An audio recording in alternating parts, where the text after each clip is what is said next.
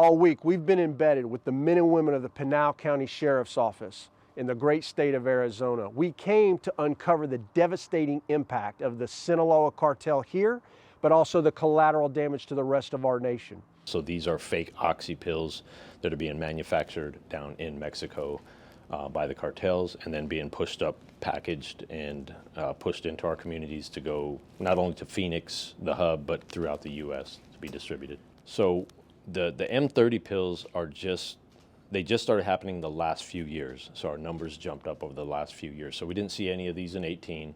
We saw several hundred in 19. And then in 20, it jumped up to 200,000. And then in 21, it went up to 1.2 million. And this year alone, we're in February, and we're already at 250,000 pills seized of just the M30 pills. Chief, what's the major change in tactics you're seeing in this area in the last 2 years? The major change has been the shift in what they smuggle and sometimes how they smuggle.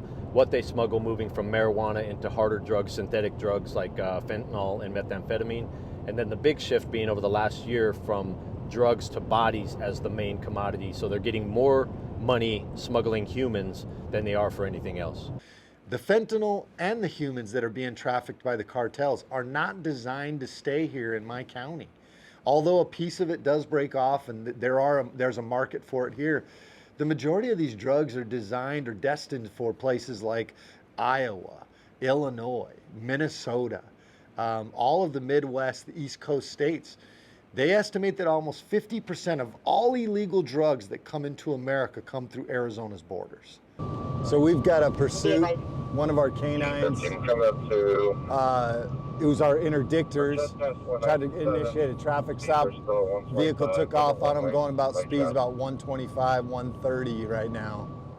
¿Y cuándo más ahí atrás? We got some more laying in the back here if you look.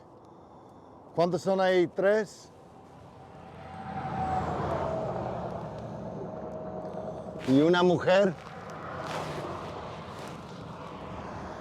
So we got 1, 2, 3, 4, 5, 6, 7, 8, at least 8.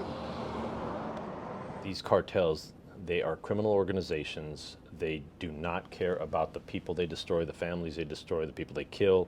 They are terrorists, and we need to deal with them as such. And the minute we do, and we start dealing with them appropriately, we can start solving some of these issues.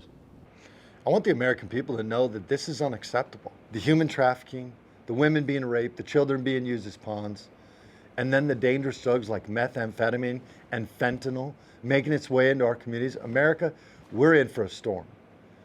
These drugs are going to hit every one of our families in a deep and personal way. Arizona's ground zero for lethal fentanyl, while human beings have become the cartel's new cash crop. As this border crisis continues, so do those heroic vanguards who protect our nation and try to stop it. I want to thank Sheriff Mark Lamb for having us. I'm Jason Jones with the Newsmax.